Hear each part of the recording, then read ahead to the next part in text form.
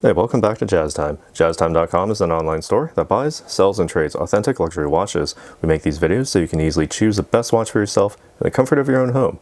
We offer the lowest prices anywhere online. If you'd like to know the price, simply click on the links in the description below. We greatly appreciate if you purchase your next watch from us at JazzTime.com. Today we'll be taking a look at the Audemars Piguet, this one a Royal Oak Offshore self-winding chronograph, reference number 26470ST, with a black dial and sort of like blue accents for some of the subdial and inner bezel finishing there. This one on a black leather bracelet appears to be, or it could be extremely dark blue, so dark blue that I can't even see it on my monitoring. But anyway, again, the reference number 26470ST. I'll be going over the case, the dial, the bezel, crown functions, the movement, and the bracelet, and the strap rather, and I'll be giving my thoughts on these throughout the video, and I'll put it on my wrist 7 inches so you have an idea of what it looks like. So taking a look at the case here, we have 42 millimeters from finger to thumb. That's from the 2 o'clock to 8 o'clock position, typical measurement for a case size. Also from the 10 to 4, same distance, same 42 millimeters. Although it says 42 millimeters, it wears more like a 43, 44, kind of like a 45 almost. But anyway, I'll show you later on my wrist. The overall thickness for this watch, 14.5 millimeters, so quite thick and chunky, nothing less. Wouldn't expect anything less from Audemars Piguet for their Royal Oak Offshore line. Again, this one is all in stainless steel. As you can see, a nice satin brush finishing along all of the finishes here, at least on the front portion of the watch. If you're looking at its face on, you can see on the front of the bezel as well as on the front of the case and the case side, sort of running from the 12 o'clock to the 6 o'clock side of the watch. So basically running vertically as well, and on the same side with the crown guards and the pushers as well. All right, and you also have a generally nice small high polish region going along the edges, sort of like along that first bevel of the case, sort of giving it a sort of very a modular sort of look. Same with the bezel here sitting on the front with a big rubber gasket keeping it nice and airtight, or watertight rather. This is a sports watch anyway. The first bevel, also a nice high polish with satin brush finishing going concentrically around the bezel there, if I can focus properly there. All right, and also a very good design choice here from Audemars Piguet for the screw system on the front of this case. These are basically held in place while the back is unscrewed. By the way, the case back also a sort of like concentric finish there with a screw system there, and the exhibition case back for the movement. For the bezel, you do have these hexagonal screws all placed in such a way that their slots also sort of follow that Gestalt visual perception principle of closure, in which they sort of make this semi-visible circle to really make that sense of, you know, enclosing the dial there. And speaking of which, you do have this dial with an inner bezel being a nice blue satin finish as well, with the tachometer for the use of the chronometer there. The chronograph rather. You also have Arabic numerals for most of the numbers, you know, minus the 3, 6, 9, and obviously the 12. Those have semi-index markers, but very, very small to see. And it's much easier to see them with the lights off because there is the Super Luminova there applied onto all of these numerals, as well as the tiny index marks, and the Royal Oak hands for the minutes and hours hands. Nothing for the rest of them. Not that you'd really need them because, well, if you have enough light to actually shine onto the dial, you'll have enough to actually read the time, or at least, you know, see the time much more easily. You have the chronograph features here, 12 hours at the 6 o'clock, 30 minutes at the 9 o'clock, center mounted chronograph hand to tick up the seconds, and you also have the small seconds at the 12 o'clock position, all in their own little subdials. A very nice subtle shade of blue, slightly offset from that mega tapisserie black in the very background. All 18 karat white gold settings for the numbers as well as the hands to prevent the tarnishing there. All right, now taking a look here at the functions, relatively simple. Just simply unwind the crown at 3 o'clock position. You can wind the watch if you're at a dead stop. About 20 to 30 full winds gets you to the full power reserve. Nice and easy there. Pull the crown out to the next position. You can continue to wind it clockwise and advance the date forward at that date aperture. Kind of hard to see with my lighting setup here, but it's certainly there, sort of like under its own little bubble, giving it that sort of slightly maritime feel.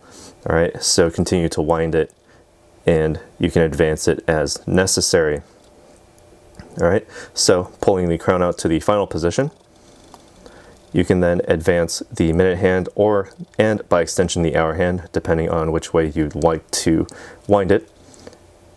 All right, and then whenever you need to set the time properly, just follow the position of that seconds hand, which has also stopped giving you that hacking function, so you can place the minute hand precisely wherever it needs to go based on its position.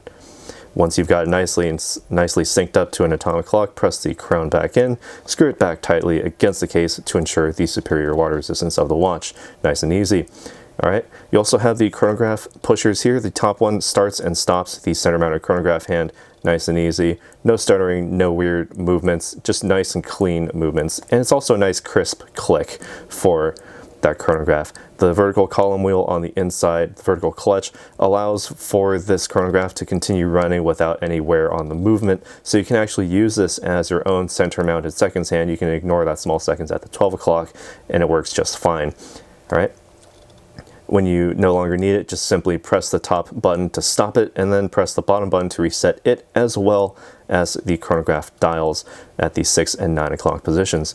Nice and easy there. So what makes all of this work? It's the movement on the inside, the caliber 3126/3840, all right, made in-house by Audemars Piguet. You have the chronograph hours, minutes, and small seconds with the date function, 59 joules with 365 total parts. 29.92 millimeters in diameter, so basically whatever you see here, that's all it really is. And that's really why a lot of the functionality is very much sort of pulled in from the edges of the watch, because, well, that's all the movement actually covers physically in its diameter. It gives you a frequency of 3 hertz or 21,600 vibrations per hour, and with that 22 karat gold winding rotor with the Audemars and Piguet family crest there, you can actually continue to wind this watch nicely and easily by wearing it on your wrist. The overall power reserve here, 50 hours, so about 2 days, and a full steel construction allows you to wear this basically every other day should you so desire, so no problem there. You can set it down every other day, you can pick it back up, you know, after the weekend, or just pick it up on Sunday, just give it a nice wind, and you can put it back on Monday, nice and easy. You also have on this model a black leather strap. I'm going to say it's a black leather strap. It could be an extremely dark blue, but it has white stitching along the sides, large scales from the case side, and tapering down to smaller scales as you get closer to the clasp. All right, now this one has a fold-over clasp with sizing holes on it, with a couple minor loops. The first one stationary, the second one adjustable. All right, and when you open up the clasp, simply pull to open it.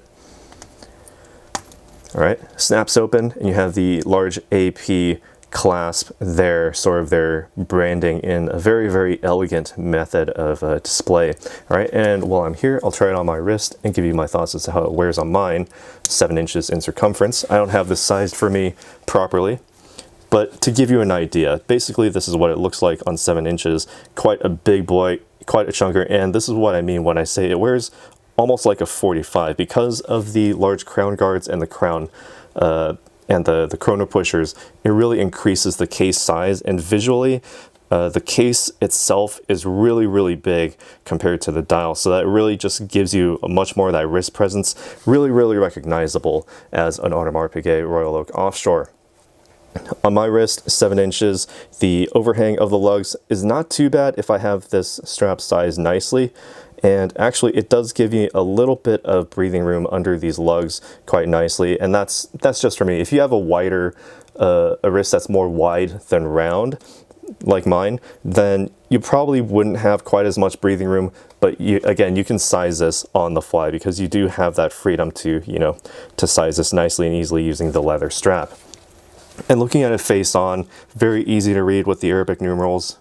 it really doesn't get easier than this. Having a black with white presentation makes it super high contrast, very easy to see, and with the sort of white gold Royal Oak hands with their own luminescence, along with that chronograph hand completely white itself, makes it very easy to read in any lighting situation. And when the lights are off, you only get you basically get everything that is absolutely necessary.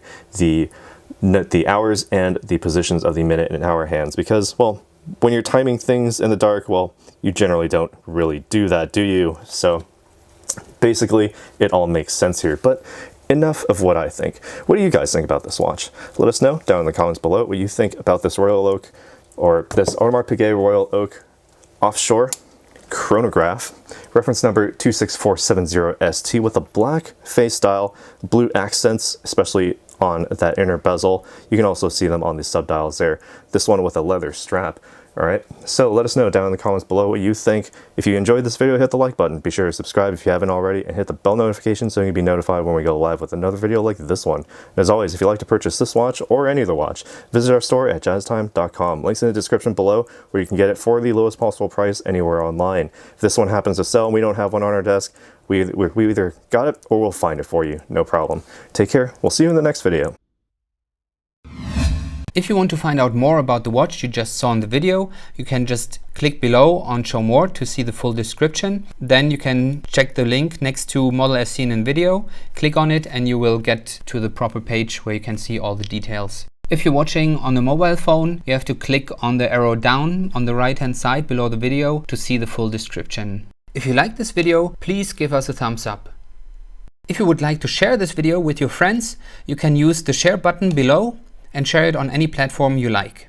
If you have questions, constructive feedback, want to tell us about some mistakes or misspeaks, just write a comment below.